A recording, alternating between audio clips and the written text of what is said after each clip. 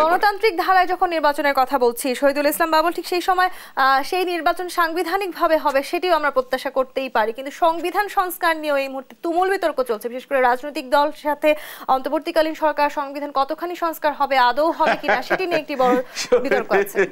এই যে সবকিছু বজ্র আটনি ফসকা গেরোর মতো হচ্ছে আর কি, মানে প্রথম থেকেই কিছু ভুল ভ্রান্তি তো হয়েছে। আমার মনে হচ্ছে বিপ্লবী সরকার হবে, তার একটা ঘোষণাপত্র থাকবে যদি হয়, আবার আপনি সংবিধান মানছেন, কিছু মানছেন না, হ্যাঁ, নানান ধরনের একটা গোজামিল অন্তমিল আমরা দেখি। হ্যাঁ, এইটা কাম্য ছিল না। সংবিধান আপনি পুরো বাতিল করবেন না, নতুন করে লিখবেন না, এই করবেন, এইটা আপনি নির্বাচিত পার্লামেন্টের উপরে কেন ছাড়ছেন না? দিন তো বদলাইছে, আমরা অনেক দেখেছি। উনি যেটা বললেন যে আওয়ামী লীগের এই পরিণতির পরেও আবার যদি কেউ নতুন করে স্বৈরতন্ত্র চরিত্র ধারণ করতে চায়, ফ্যাসিস্ট হতে চায়, তাহলে তার কি আর শিক্ষা হয় না? দেখে দেখে হচ্ছে না? সেই জন্য গণতন্ত্র কেন বলা হয় যে প্র্যাকটিসের ব্যাপার, দেখে দেখে দেখে। ওই যে গণতন্ত্রের বিকল্প কেন বলে যে অধিকতর গণতন্ত্র, এটা তো একটা গবেষণালব্ধ ব্যাপার। এখন আপনি নিজে আপনার মতামত যদি আপনি চাপিয়ে দিবেন, আপনি সব খোল নলসে বদলাই দিবেন, আপনি আমার দুধ আর মধুর নহর দিয়ে দিবেন, এই চিন্তা করা অবান্তর, এটা সম্ভব হবে না। পরে শেষে ওই যে সবের রাতের ভাগ্যের মতো আর কি, গৈরহ সব একেবারে আগে যা ছিল তাই হবে, এরকম না হোক। হ্যাঁ, এরকম না হোক। সত্যিকার অর্থে আমি বলি ওনাদের পরিবর্তনে আপনারা আমাদের আলোচনায় বসার কথা ছিল অন্তর্বর্তীকালীন সরকারের, সেই আলোচনা কি আলোচনা তো আমাদের উপর ডিপেন্ড করছে না। আমাদেরকে যখনই ডাকা হচ্ছে আমাদের পক্ষ থেকে, আমাদের নীতি নির্ধারণী পরিষদ জানছে এবং আমরা কি আলোচনা করছি সেটা তো ওপেন। হ্যাঁ, আমাদের বক্তব্য, সেটি তো রাজনৈতিক দল হিসেবে আপনারা যা করছেন, কিন্তু রাষ্ট্র সংস্কারের ক্ষেত্রে রাজনৈতিক দলের সাথে অন্তর্বর্তীকালীন সরকারের যে আলোচনা, বা যেটিকে আসলে আমরা সংলাপ বলি, বাংলাদেশের ইতিহাসে সংলাপের যদিও এজেন্ডা ভিত্তিক আলোচনা হতে হবে যে আমরা কি এই বিষয়ে সংস্কার করতে চাই, বা আমাদের এই উচিতটা হলো, দেখেন এই যে পার্লামেন্টের এই বিষয়গুলা দ্বিকক্ষ প্রধানমন্ত্রী প্রেসিডেন্টের যে ক্ষমতার ভারসাম্য, সেটা আগেই বিএনপি বলেছে, হ্যাঁ এটা তোমরা কমিটমেন্ট করেছো, এটা আবার জাতির সামনে আমাদের এই প্রস্তাবনা আছে যেটা করতে হবে।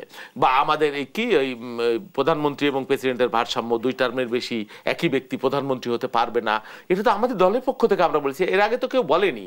আপনার একটা ন্যাশনাল রিকনসিলিয়েশন যেটা বলা হয়, জুডিশিয়াল কমিশন তৈরি করা, হ্যাঁ, তারপরে আপনার পার্লামেন্টের উচ্চ কক্ষ নিম্ন কক্ষ তৈরি করা, এবং কিছু সংস্কার কিন্তু অলরেডি শুরু হয়ে গেছে। আজকে রাতে পার্টির ভারপ্রাপ্ত চেয়ারম্যান তারেক রহমানের জন্মদিন, আজকে 19 তারিখ দিবাগত রাত 12টায় পার্টির পক্ষ থেকে এখনো প্রেস রিলিজ দিয়ে বলা হয়েছে যে জন্মদিনে কোনো উৎসব আয়োজন চলবে না, কোনো কেক কাটাকাটি এগুলো চলবে না। এটা তো একটা সংস্কার, বড় রকমের সংস্কার। পার্টির পক্ষ থেকে কোনো পোস্টার, লিফলেট, দেওয়াল নোংরা করা শহরে এগুলো চলবে না, এবং সেগুলো অপসারণ করার জন্য দলের পক্ষ থেকে সাব কমিটি করে দেওয়া হয়েছে। এটা তো পরিবর্তনের রাজনীতি। পর্যন্ত নির্বাচনের পরেও আপনারা এই সংস্কারগুলো মেনে চলবে? নির্বাচনের পরে কি আবার বড় করে কেক কেটে আয়োজন করবেন? আচ্ছা, মনে যদি না রাখি, ধরলাম মনে রাখছি না আমি, তাইলে ওই যে শেখ হাসিনা তো 15 বছর পরে কুইট হয়ে গেল, এবং মানে কিভাবে কুইট হলো আপনি দেখলেন। হয়তো নাইলে 10 বছর আমি চালাবো, এই তো যদি বিএনপি না রাখে 10 বছর পরে তো বিএনপির এই পরিণতি কেউ চাবে? ক্ষমতা, শোনেন, মানুষের শক্তি তো বারবার প্রমাণিত হয়েছে, সেটা আওয়ামী লীগও দেখলো, বিএনপিও দেখলো, উপদেষ্টারাও দেখছে, আপনিও দেখছেন, আমিও দেখছি।